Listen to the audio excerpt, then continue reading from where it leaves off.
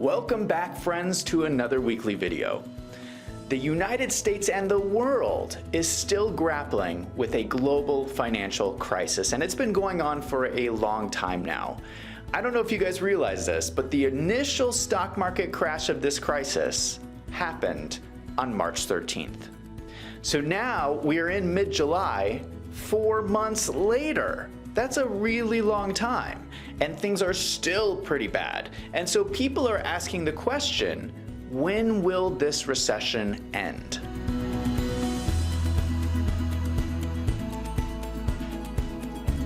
I want to start this video by going back to the beginning of this crisis.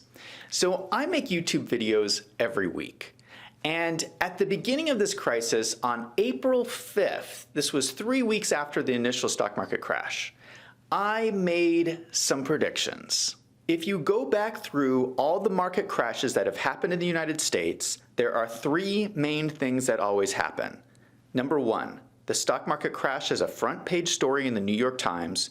Number two, a Fortune 500 company goes bankrupt. And number three, someone goes to jail. This was the list I gave of things that needed to happen for the economy to recover. And let's go through this list again and do a quick check on where we are at today. The first one is obvious. The economy has been on the front page of the New York Times for a while.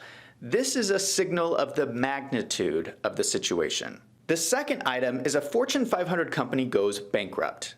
Now, a number of large companies have gone bankrupt since the crisis began. Forbes has been publishing a list of notable bankruptcies, and when you look at their list from last week, it contains 100 names. There's a lot of companies that have gone bankrupt. Most of them are medium-sized companies, but some have been very large. I'm sure you have heard of JCPenney, Hertz, and Chesapeake Energy. I've included their rankings from the Fortune 500. These are obvious examples from three sectors that have been hit very hard: retail, travel, and oil and gas.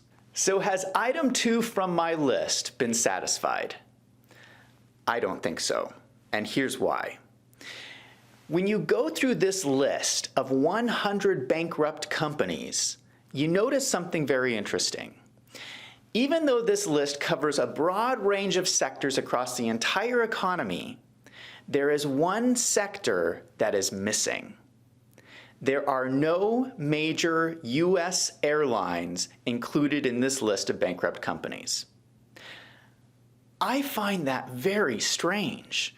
This is a sector with historically very small margins, very high fixed costs, and this sector is experiencing a 90% decrease in passengers compared to last year.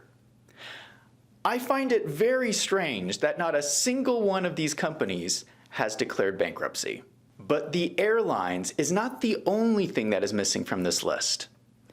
This list of 100 bankrupt companies does not include a single financial institution. There are no banks and no insurance companies on this list.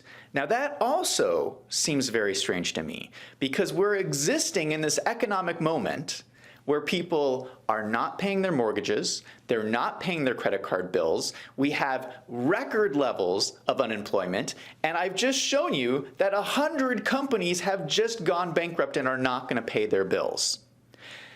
I find it very strange in this economic environment that not a single bank or insurance company has made it onto this list of bankrupt companies.